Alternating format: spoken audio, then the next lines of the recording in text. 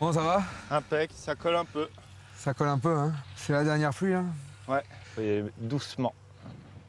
Qui veut aller loin ménage sa monture. Voilà, t'arrives à éviter les tulipes un peu? C'est pas trop chiant? Non, je commence à avoir l'habitude.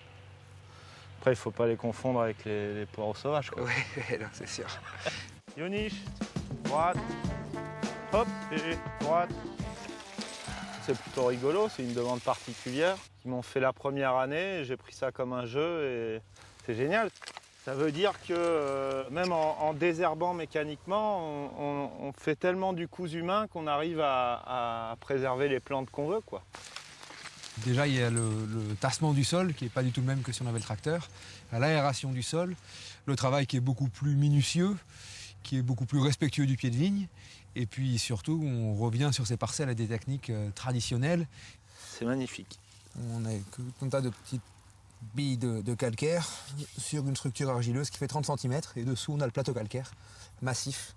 C'est la vraie terre à grand cru de Saint-Émilion. Oui, là, on est dans le top du top. Avec nos merlots à queue rouge, le cheval de trait. On a tout pour produire quelque chose de sympathique. On peut se demander pourquoi Adrien, sur certaines parcelles, cherche à ce point à revenir aux techniques de ses ancêtres. Est-ce par amour de la difficulté, par excès de jeunesse ou simplement pour rendre hommage à ses aïeux?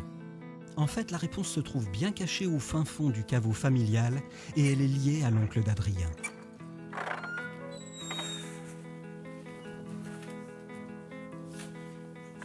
Donc j'ai trouvé cette bouteille en nettoyant en 2000, je crois, si je me souviens bien.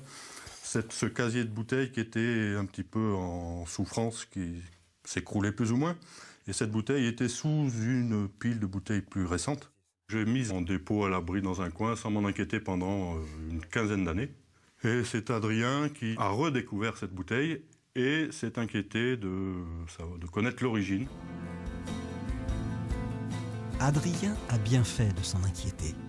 Car après analyse de la composition chimique du verre par un meilleur ouvrier de France Verrier, le verdict est tombé. Cette bouteille date de 1750 à 15 ou 20 années près. On pense qu'elle est la plus ancienne bouteille de Saint-Émilion existante actuellement dans cet état, sans aucune fuite et avec une couleur qui rappelle plutôt un vin d'une vingtaine d'années, donc qui a très peu bougé. Alors en fait, la bouteille est pleine du fait de la fermeture à l'émery. Fermeture à l'émery, ça veut dire verre sur verre, donc exactement étanchéité complète, donc pas d'échange d'air entre le milieu intérieur et le milieu extérieur, donc pas d'oxydation. C'est en redécouvrant cette vieille bouteille qu'Adrien a eu cette idée. Refaire une cuvée spéciale en se rapprochant des conditions de fabrication des vins de l'époque. D'où l'utilisation du cheval sur ces parcelles d'un cépage moyenâgeux. Un véritable défi aujourd'hui, à l'heure du tout mécanique, mais Adrien aime les relever. Et par souci du détail, il a décidé de faire refaire à l'identique par un maître verrier la bouteille d'origine. Un travail titanesque pour une cuvée d'exception.